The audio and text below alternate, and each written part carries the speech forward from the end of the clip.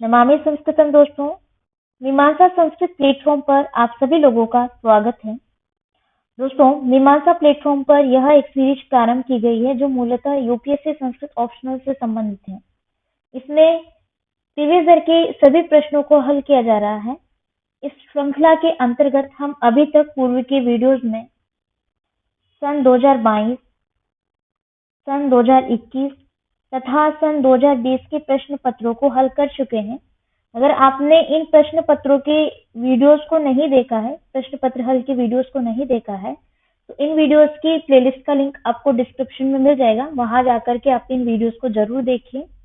आज हम बात करेंगे 2019 के पेपर 1 की, ठीक है, जिसमें पहला प्रश्न होता है व्याकरण से संबंधित। ठीक है, व्याकरण से संबंधित होता है और ये कंपलसरी है, मतलब कि चूंकि अनिवार्य है तो आपको अटेम्प्ट करना ही होगा और ये संस्कृत भाषा में आपको प्रस्तुत करना होता है, जैसा कि प्रश्न में ही दिया गया है, संस्कृत भाषा समाधि, अर्थात संस्कृत भाषा में ही इसको लिखना है। ठीक है, तो उम्मीद करती हूँ कि ये समझ में आ गया होगा आपको कि किस तरीके से इसका पैटर्न है और प्रेजेंट करना है। जैसे कि ये कंपलसरी है और संस्कृत भाषा में लिखना है। तो व्याकरण से संबंधित प्रश्न इसमें पूछे जाते हैं, जिसके अंतर्गत मूलतः यूपीएससी द्वारा निर्धारित 5 टॉपिक आते हैं। कौन कौन से? संज्ञा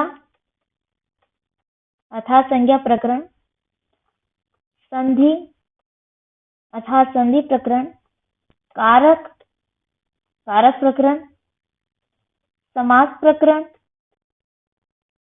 तथा वाच्य प्रकरण। ठीक है, वाच्य परिवर्तन जो इनमें से प्रश्न पूछे जाते हैं और यही पाठ्यक्रम में दिए गए हैं।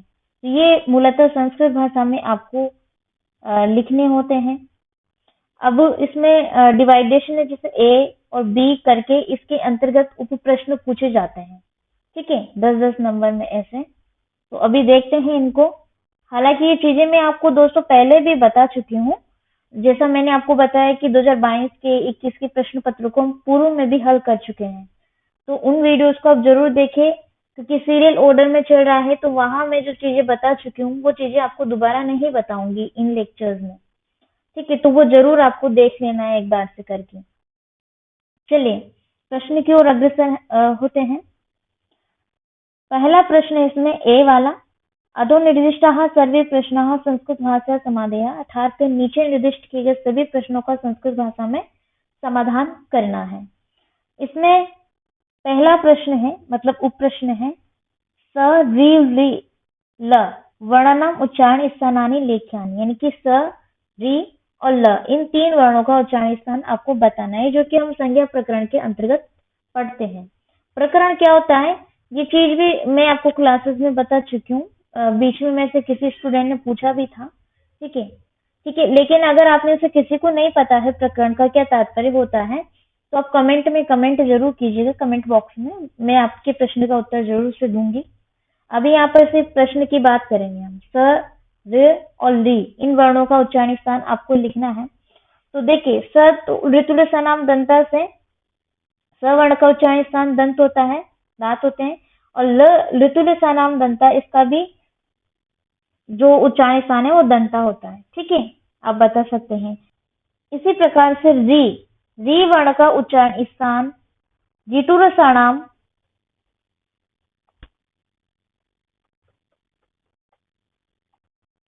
मुर्दा। ठीक है, मुर्दा है, तो मुर्दा इस सूत्र से री वर्ण से उच्चारण स्थान मूर्धा भवति। जिटुरसाणाम मुर्दा सूत्रेण री वर्ण से उच्चारण स्थान मूर्धा भवति। प्रकार से आप अपने इस प्रश्न को जो है संस्कृत भाषा में प्रस्तुत करेंगे। ठीक है, अगला प्रश्न है, बालिका वस्त्रम सीवति वाच्य परिवर्तनम क्रियताम। वाच्य परिवर्तन करना है, ये वाक्य दे दिया है। इसमें आपको पता है बालिका दिया है, बालिका का तृतीय विभक्ति के अकॉर्डिंग आपको लिखना है बालिकया। ठीक है, वस्त्रम द्वितीय विभक्ति में, तो द्वितीय विभक्ति का प्रथमा में चेंज हो जाता है, वस्त्रः सीव्यति, तो सीव्यते, तो बालिकया वस्त्रः सीव्यते वाच्य परिवर्तन आपको करना है। ठीक है, अगला है झस झस प्रत्याहार अंतर्गताः वर्णा लेखनीयाः। देखिए दोस्तों, जब हमने संज्ञा प्रकरण का अध्ययन किया था तो उसके पूर्व में सर्वप्रथम माहेश्वर सूत्रों का अध्ययन किया है। जब भी संस्कृत व्याकरण की बात आती है तो हम सर्वप्रथम माहेश्वर सूत्रों को याद करते हैं, अर्थात उनको पढ़ा जाता है। तो माहेश्वर सूत्रों से बना जो प्रत्याहार होते हैं, उन प्रत्याहारों से संबंधित ये प्रश्न है, जिसमें जस यानी कि जस के अंतर्गत आने वाले जितने भी वर्ण हैं प्रत्याहार में, वो सभी आपको यहाँ पर लिखने हैं। जैसे कि मैं आपको बता दूं कि जस प्रत्याहार के अंतर्गत आने वाले वर्णों में क्रमशः झ, भ, घ, द, ज, ब, ग, ड, द, ख, फ, छ, ठ, थ, च, ट, त, क, प, श इत्यादि वर्ण सम्मिलित होते हैं। तो दोस्तों इस प्रकार से आप अपने इस जस प्रत्याहार के अंतर्गत आने वाले वर्णों को प्रस्तुत करेंगे संस्कृत भाषा में। जैसे कि एक लाइन तो आप लिखिए इसे कि जस प्रत्याहार अंतर्गत वर्णा क्रमशः, फिर ये वर्णों को लिख करके कर दीजिए कि इत्यादि संति, ये वर्ण हैं। ठीक है, इस प्रकार से ये प्रत्याहार हम पढ़ चुके हैं, आपको पता भी होगा। नेक्स्ट प्रश्न है संयोग संज्ञा विधायकम सूत्रम व्याख्यायिता, अर्थात संयोग संज्ञा विधायक सूत्र की व्याख्या प्रस्तुत करनी है। ये संज्ञा प्रकरण से संबंधित सूत्र है। ठीक है, संयोग संज्ञा हलोनंतरा संयोग आपको बताया भी गया था। इसके विषय में आप बता सकते हैं इति सूत्रम संयोग संज्ञा विधायकम सूत्रम अस्ति, एतत् सूत्रम कथयति यत्र स्वराभावात् वर्णानां मध्ये अत्यंत समीपता अथवा संधिः भवति तत्र तेषां वर्णानां संयोग संज्ञा भवति। जहाँ पर स्वरों का अभाव होता है उनके मध्य अत्यंत जब समीपता आ जाती है अर्थात संधि होती है तो वहां उन वर्णों का संयोग होता है और उसको संयोग संज्ञा कहते हैं। तो ये कौन से सूत्र से होता है? संयोग संज्ञा विधायक सूत्र से होता है। नेक्स्ट प्रश्न है छात्राः लेखम लिखन्ति वाच्य परिवर्तनम क्रियताम्। ये वाक्य दे दिया है, वाक्य का तात्पर्य है छात्राः लेखम लिखन्ति, तो बहुत सारी छात्राएं लेख को लिखती हैं। ठीक है, बहुवचन रूप है तो इसका छात्राः का तृतीय बहुवचन में क्या हुआ?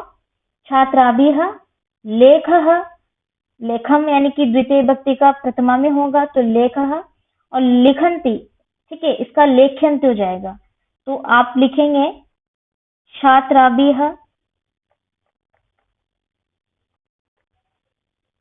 लेखः लेख्यन्ते, ये आधा ख है। ठीक है, आप कर लीजिएगा। अगला प्रश्न है हरिम वंदे सूत्रोल्लेख पुरस्परम संधि कार्यम विधेयम, अर्थात हरिम वंदे इसका संधि कार्य आपको करना है। संधि विच्छेद दे दिया, आपको संधि बनानी है इसकी। ठीक है, सूत्र लिख करके तो इसमें सूत्र लगता है मौनुस्वारः, मौनुस्वार सूत्रेण मकार परे हल वर्ण कौन सा है? यहाँ पर व है। ठीक है, तो व भवति तर्हि मकारस्य अनुस्वारं भूत्वा वर्ण सम्मेलनं च कृत्वा हरिम वंदे इति रूपम भवति। तो इसका संधि बनेगा आपका हरिम वंदे। ठीक है, ये जो यहाँ पर म है हलंत म, इसका अनुस्वार हो जाता है मो अनुस्वार इस सूत्र के माध्यम से। ठीक है, इस प्रकार से हरिम वंदे ये आपका रूप बनता है। नेक्स्ट प्रश्न है दीर्घ सक्तः इत्यत्र विग्रह पूर्वकम समास नाम लिखत, अर्थात दीर्घ सक्तः इसका विग्रह करके आपको जो है समास का नाम बताना है। ठीक है, ये समास है और इसमें बहुव्रीहि समास है। दीर्घे शक्यनीय से लौकिक विग्रह, दीर्घ औ शक्य सु अलौकिक विग्रह में अनेक मने पदार्थी इति सूत्रेण बहुव्रीहि समासम भवति। जहाँ पर अनेक ही पद का की प्रधानता होती है, मतलब अन्य पद की प्रधानता होती है, वहां पर बहुव्रीहि समास होता है। ठीक है, नेक्स्ट क्वेश्चन है जश प्रत्याहार अंतर्गताः वर्णा लेखनीयाः, अर्थात जश प्रत्याहार के अंतर्गत आने वाले वर्णों को आपको लिखना है। ठीक है, जश प्रत्याहार अंतर्गताः वर्णा क्रमशः जब गड़द खफ छटथ चटत कप इत्यादि वर्णा सन्ति। नेक्स्ट प्रश्न है पंचानाम गंगानाम समाहार समास नामोल्लेख पूर्वकम समासो विधीयताम, अर्थात 5 गंगाओं का समूह, ये इसमें कौन सा समास है वो आपको बताना है और कौन से सूत्र से है। तो अव्यय भाव समास है इसमें। अव्यय भाव में एक सूत्र आता है नदी विश्य। नदी विश्य सूत्र कहता है कि नदियों के नाम के पूर्व में यानी कि संख्या शब्द आ जाए, नदी वाची शब्दों के पूर्व में कोई संख्या दे दी जाए, जैसे कि 2, 3, 4, 5 इत्यादि, ठीक है। जैसे और पीछे नदियों का नाम जैसे यमुना, गंगा, सरस्वती, कावेरी, गोदावरी, ठीक है, इस प्रकार से। तो उनमें अव्यय भाव समास होता है नदी विश्य सूत्र से। तो यहाँ पर क्या है, पंचा नाम 5 है यानी कि संख्या है, और गंगा चूंकि एक ये नदी का नाम है, तो इस प्रकार से 5 गंगाओं का समूह जो है नदी विश्य सूत्र से अव्यय भाव समास होगा। तो आप लिखेंगे पंचगंगम, इसका समासिक पद है। पंचन आम गंगा आम अलौकिक विग्रह, विग्रह नदी विश्य सूत्रेण अव्यय भाव समास भवति, ठीक है। इस प्रकार से आप बता सकते हैं नदी विश्य, ये अव्यय भाव सूत्र का, अव्यय भाव समास का सूत्र है। अगला प्रश्न है सप्तर्षयः इत्यत्र विग्रह पूर्वकम समास नाम लिखत है, अर्थात सप्तर्षय इस विग्रह, इसका विग्रह करके आपको समास का नाम बताना है। तो सप्तः चते ऋषयः इसका विग्रह है, सप्त चते ऋषयः, बहुवचन हो गया, ठीक है। इसमें द्विगु समास है, तद्धितार्थोत्तर पद समाहारे च सूत्र से द्विगु समास होता है, वो आपको बताना है। अगला प्रश्न है अधोलिखितेषु वाक्येषु रेखांकित पदेषु सूत्रोल्लेख पूर्वकम विभक्ति प्रयोग संस्कृत भाषा निर्णय, अर्थात नीचे लिखे गए वाक्यों में रेखांकित पदों में, नीचे लिखे गए वाक्यों के रेखांकित पदों में सूत्र लेख लिख करके यानी कि सूत्र लिख करके इनकी विभक्ति बतानी है आपको, सूत्र सहित विभक्ति बतानी है संस्कृत भाषा में। तो इसमें पहला प्रश्न है रामेण बाणेन हतो बालिः, बाण जिसमें कि रेखांकित बाण एक रेखांकित पद है इस वाक्य में। तो यहाँ पर आप बताएंगे सूत्र आता है तृतीय विभक्ति में साधकतम करणम, राम ने बाण से बाली को मारा, इस वाक्य का अर्थ है, ठीक है। राम ने बाण से बाली को मारा, तो इसमें साधन यानी कि साथ देने वाला कार्य किसने किया, बाण ने किया। तो जिस भी विषय वस्तु से साथ दिया गया है, ठीक है, बाली को मारने का कार्य किसके द्वारा किया गया, राम के द्वारा, चूंकि यहाँ करता है किंतु किया किसके द्वारा गया है, मतलब उसमें बीच में क्या साधन बना है, वो है बाण। तो बाण में तृतीय विभक्ति होगी साधकतम करणम सूत्र के द्वारा, ठीक है, और कृत्य करणयोः तृतीय सूत्र के माध्यम से तृतीय विभक्ति होगी। साधकतम करणम सूत्र से तृतीय करण संज्ञा होगी, और कर्तृकरणयोः तृतीय सूत्र से आपकी यहाँ पर होगी तृतीय विभक्ति, ठीक है, वो आपको बताना है संस्कृत में। अगला है हिमवतो गंगा प्रभवती। हिमवतो गंगा प्रभवती, जब कोई विषय, कोई चीज या कोई वस्तु कहीं एक निश्चित स्थान से अलग होती है, तो उसके योग में हम अपादान का यूज करते हैं, अर्थात पंचमी विभक्ति का प्रयोग करते हैं। जैसे कि हिमवतो गंगा प्रभवती, इसी का अर्थ समझ लीजिए कि हिमालय से गंगा का प्रवाह होता है, मतलब कि हिमालय से गंगा बहती है, प्रभवती बहती है, निकलती है, जो भी है, ठीक है। तो अपादान में देखिए एक सूत्र आता है पंचमी विभक्ति में भूव प्रभव, यहाँ पर प्रभवती क्रिया है, तो भूवः प्रभवः, इस सूत्र से अपादान संज्ञा होकर के भूव प्रभव सूत्रेण अपादान संज्ञा भूत्वा अपादाने पंचमी सूत्रेण अपादाने पंचमी सूत्रेण पंचमी विभक्ति भवति, अर्थात यथा रूपम हिमवतो भवति, इस प्रकार से जैसे हिमवतो रूप होता है, ठीक है, वो आपको अपना यहाँ पर बताना है। अगला प्रश्न है देवदत्तम शतम उष्णाति, अर्थात इसमें देवदत्तम जो कि पद है रेखांकित पद, इसमें आपको बताना है कि कौन सी विभक्ति है। तो यहाँ पर मूलतः द्वितीय विभक्ति है। द्वितीय विभक्ति अकथितम च, अपादान की विवक्षा में, यानी कि देवदत्तात होना चाहिए था, किंतु इसको न कहने योग्य यानी कि अपादान की विवक्षा होकर के अकथितम च सूत्र के माध्यम से यहाँ पर कर्म संज्ञा होकर के कर्मणि द्वितीय सूत्र से आपकी द्वितीय विभक्ति हो जाएगी। ठीक है, इस प्रकार से आपको लिखना है धावतो अश्वात पतति। धावतो अश्वात पतति अर्थात जो धावक है वो अश्व से गिरता है। तो मैंने आपको बताया कि जब कोई चीज किसी निश्चित स्थान से ये किसी निश्चित जगह से अलग हो जाती है तो वहां पर पंचमी विभक्ति का प्रयोग किया जाता है। तो यहाँ पर ध्रुव है, ध्रुव के विषय में कहा जाता है ध्रुवम ध्रुवम अपाय अपादानम, एक सूत्र आता है पंचमी विभक्ति में, ध्रुव के योग में होता है वो, किंतु यहाँ पर ध्रुव नहीं है। जो अश्व है, अश्व एक जीवित, मतलब मैं कहूंगी कि उसमें जीव है, वो ध्रुव नहीं हुआ, मतलब चलता है, किंतु फिर भी यहाँ पर धावतो अश्वात, क्योंकि एक निश्चित स्थान से अलग हुआ जा रहा है तो उसमें पंचमी विभक्ति यानी कि अपादान के योग में पंचमी विभक्ति का प्रयोग होगा ध्रुव पाए अपादानम सूत्र के माध्यम से। ठीक है, इसका रीजन मैं आपको पूर्व की क्लासेस में भी बता चुकी हूँ। अब मैंने आपको जैसे पहले बताया अभी क्लास में कि जो चीजें मैं पहले बता चुकी हूँ वो आपको अब इस क्लास में शायद ही मिले, इसलिए आप पूर्व की क्लासेस को जरूर से जरूर देख लीजिएगा। ठीक है, अगला है स्थाल्याम ओदनम पचती। स्थाल्याम ओदनम पचती, इसमें स्थाल्याम में कौन सी विभक्ति है सूत्र सहित आपको बताना है। आधार अधिकरण यहाँ पर स्थाली जो है एक आधार है। ठीक है, स्थाल्याम ओदनम पचती अर्थात थाली में ओदन यानी चावल को पकाता है। ठीक है, तो इस प्रकार से यहाँ पर आधार संज्ञा क्या है, स्थाली, थाली। तो आधार अधिकरणम सूत्र के माध्यम से यहाँ पर अधिकरण संज्ञा होकर के सप्तम्य अधिकरण है, सप्तम्य अधिकरणे सूत्र के माध्यम से यहाँ पर सप्तमी विभक्ति होगी। ठीक है, नेक्स्ट क्वेश्चन है अधोलिखिता नाम सूत्राणाम अर्थो उदाहरणानि संस्कृतेन 3-4 पंक्तिभिः लेख्यानि, अर्थात नीचे लिखे गए सूत्रों को उदाहरण सहित संस्कृत भाषा में प्रस्तुत करना है और कम से कम 3-4 पंक्तियां आपको लिखनी है। तो इसमें पहला प्रश्न है जनिकर्तुः प्रकृति।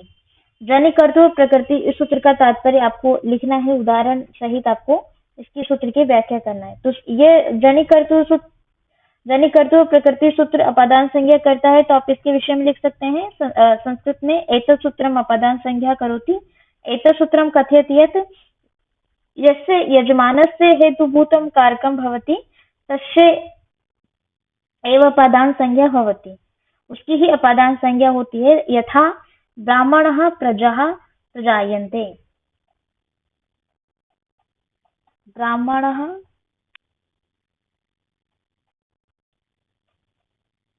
प्रजा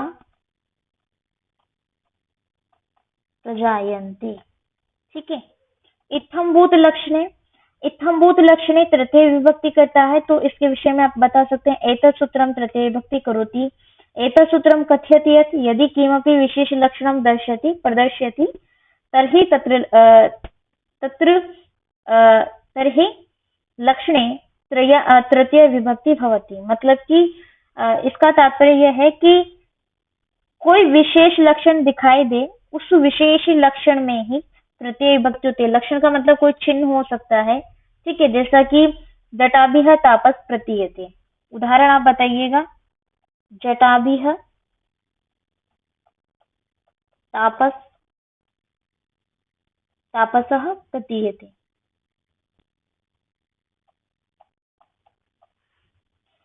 अब देखिए यहाँ पर जटाओं से वो कैसा प्रतीत हो रहा है, तपस्वी लग रहा है, तो यहाँ पर लक्षण यानी चिन्ह कौन सा हुआ, जटा। ठीक है, तो इसमें जटाभिः जो कि जटा का तृतीय विभक्ति में क्या है, बहुवचन रूप है, जटाएं बहुत सारी हो गई ना सिर में, तो जटाभिः तापसः प्रतीयते, जटाओं से वो तपस्वी लगता है, जिसकी जटाएं हैं उसको हम क्या समझते हैं, तपस्वी। तो यहाँ पर ये लक्षण है, जटाएं बता रही है कि वो उस टाइप का प्राणी है। तो इत्थम्भूत लक्षण है, ये जो सूत्र है तृतीय विभक्ति करता है और आपको उदाहरण बताना है। ठीक है, अगला प्रश्न है विप्रतिषेधे परम कार्यम। विप्रतिषेधे परम कार्यम सूत्र है। ठीक है, जहां पर देखिए तुल्य बल वाले सूत्रों का विरोध किया जाता है या तुल्य बल वाले सूत्रों का विरोध होने पर अग्रिम सूत्र से होने वाला जो परवर्ती कार्य है वो होता है। तो इसके विषय में आप लिख सकते हैं तुल्य बल विरोधे परम कार्यम स्यात् इति लोपे प्राप्ते पूर्वत्रासिद्धम इति रोरी इत्यस्य सिद्धत्वाद् उत्वम एव। अर्थात तुल्य बल वाले सूत्रों का विरोध होने पर जब कोई मतलब दो सूत्र एक जैसे हो और उनका विरोध किया जा रहा हो तो उसमें पूर्व वाले यानी कि अग्रिम सूत्र से होने वाला परवर्ती कार्य ही सिद्ध होता है और वही माना जाता है। जैसे कि मनोरथ में मनोरथः, इसका मतलब क्या होता है? इच्छा। ठीक है। अगला सूत्र है अनुस्वार से यही परसवर्ण, अर्थात अनुस्वार से यही परसवर्ण, इस सूत्र की आपको व्याख्या प्रस्तुत करनी है। तो इसके विषय में बता सकते हैं कि ये परसवर्ण विधायक सूत्र है, अर्थात एतत् सूत्रम परसवर्ण विधायक सूत्रम अस्ति। एतत् सूत्रम कथयति यत् यदि अनुसारः परे यही प्रत्याहारः भवति तर्हि तस्य अनुसारं परसवर्ण आदेशं भवति। ठीक है। इसमें एक उदाहरण है, ये संधि का सूत्र है। तो शांतः, यहाँ पर इसका विच्छेद करेंगे, शाम धनतः। ठीक है। ये इसका उदाहरण आप लिख सकते हैं। ये सूत्र क्या कहता है कि यदि अनुस्वार के परे कोई यही प्रत्याहार हो तो उस अनुस्वार के का परसवर्ण आदेश हो जाता है, मतलब उसका पहले का वर्ण का आदेश हो जाता है उसके सवर्ण का। ठीक है। इसलिए इस सूत्र से ज्ञात हो जाता है आपको, तो इस सूत्र से आप लिख सकते हैं यरो अनुनासिके अनुनासिको वा। यरो अनुनासिके नासिको वा अनुनासिक संधि करता है, ये भी संधि से संबंधित सूत्र है। एतत् वार्तिकम अनुनासिक संधि करोति, वा लग रहा है तो इससे आपको पता चल ही जाएगा कि ये सूत्र न होकर के वार्तिक है, वार्तिक लिखे गए थे जैसे बाद में। तो एतत् वार्तिकम अनुनासिक संधि करोति, एतत् वार्तिकम कथयति यत् यदि यर प्रत्याहार परे किमपि अनुनासिक वर्ण, अनुनासिक वर्ण कौन कौन से होते हैं आप लिख लीजिए यहाँ पर, वैसे आपको पता भी होगा। यम, म, हलंत म, ङ, ण, न, ये 5 अनुनासिक वर्ण होते हैं। ठीक है। आपको ये पता भी नहीं है तो 5 वर्ग हैं, जैसे कि क वर्ग, प वर्ग, च वर्ग, त वर्ग। ये वर्गों के पीछे के जो अंतिम वर्ण हैं वही अनुनासिक वर्ण होते हैं। तो यहाँ पर इस सूत्र का तात्पर्य यरो अनुनासिके अनुनासिको वा, इस वार्तिक का मतलब है कि यदि यर प्रत्याहार के परे कोई अनुनासिक वर्ण होता है तो उसके स्थान पर अनुनासिक आदेश हो जाता है विकल्प से। देखिए यहाँ पर एतन मुरारी है, एतन मुरारी है, तो इसमें आप इसका विच्छेद करेंगे, एतद, एतत भी लिख सकते हैं आप इसको, मुरारी है। ठीक है। ये यहाँ पर क्या है? द, हलंत द, हलंत द है, अर्थात यह प्रत्याहार का वर्ण है। इसके परे क्या है?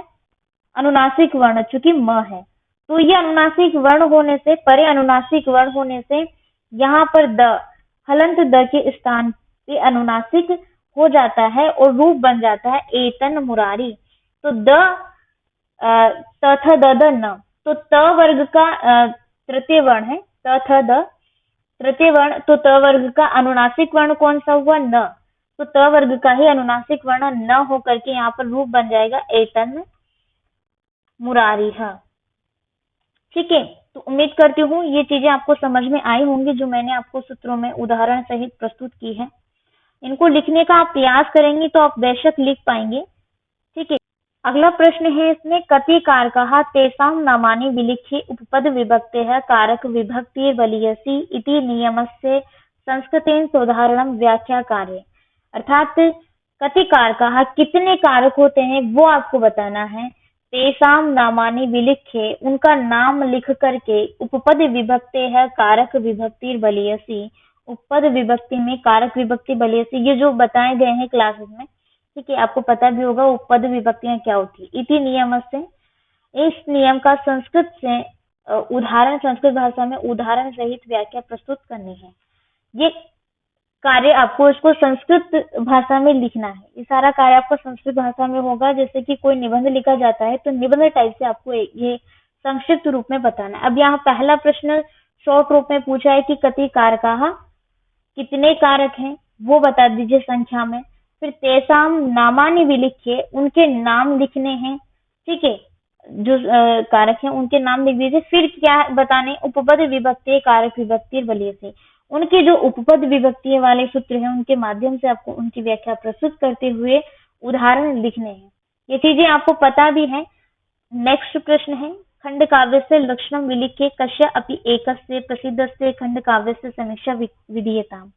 अर्थात खंड काव्य के लक्षण को लिख करके किसी भी एक प्रसिद्ध खंड काव्य की समीक्षा करनी है। अब जैसे खंड काव्य का क्या लक्षण है, जिस प्रकार से महाकाव्यों, नाटकों तथा इन सब का लक्षण होता है, उसी प्रकार से खंड काव्य का लक्षण आपको यहाँ पर लिखना है। विलिख्य, लिख करके, ले प्रत्यय है तो लिख करके किसी भी एक प्रसिद्ध खंड काव्य की समीक्षा प्रस्तुत करनी है।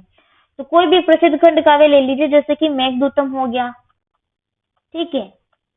मेघदूतम महाकवि कालिदास जी का खंड काव्य है, जिसमें ये किस विधा की कृति है, यानी कि खंड काव्य है। तो खंड काव्य क्यों है, इसका लक्षण, मतलब उस लक्षण के आधार पर आपको मेघदूतम खंड काव्य की विधा में क्यों आता है या क्यों इसको खंड काव्य कहा जाता है, तो इसके मूलतः आपको वहां पर लक्षण बताने। पहले तो खंड काव्य के सामान्य लक्षण बता दीजिए, फिर ये बताइए कि मेघदूतम में ऐसी क्या क्या चीजें प्रस्तुत की गई हैं जिनके आधार पर इसको खंड काव्य नाम दिया गया है। वो चीज आपको संक्षिप्त रूप से संस्कृत भाषा में यहाँ पर प्रस्तुत करनी है, ठीक है। ज्यादा कुछ है नहीं इनमें, ये चीजें ऑलरेडी आपको बताई गई हैं, बट फिर भी मैं आपको यहाँ पर शॉर्ट रूप से बता रही हूँ कि क्या आपको इसमें लिखना है, ठीक है। फिर भी आपको समझ ना आए तो आप अगर कमेंट बॉक्स में कमेंट करके भी पूछ सकते हैं। तो आपका ज्यादा समय न लेते हुए मैं अपनी वाणी को यहीं पर विराम देती हूँ। आप सभी लोगों का बहुत बहुत धन्यवाद कि आप अंततः हमारे साथ बने रहे। नमामि संस्कृतम।